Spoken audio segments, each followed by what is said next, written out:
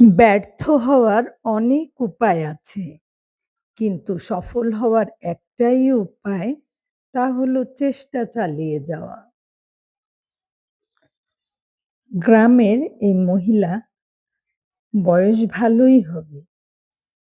কিন্তু উনারা এখনো কি সুন্দর কাজ করেন।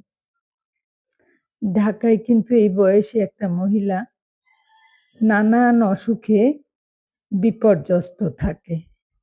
কিন্তু কর্মঠ মানুষ কখনোই অসুস্থ হয় না, বিছানায় পড়ে না।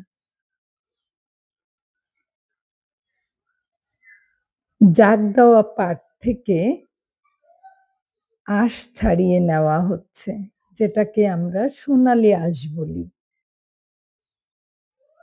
পাটের অনেক জিনিস আমরা ব্যবহার করি, কিন্তু তার পেছনের ইতিহাস আমরা জানি না।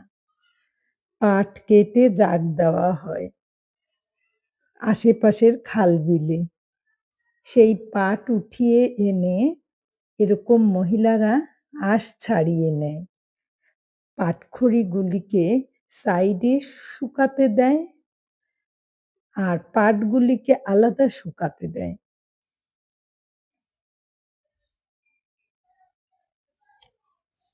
গ্রামের সকাল বেলার অপূর্ব দৃশ্য।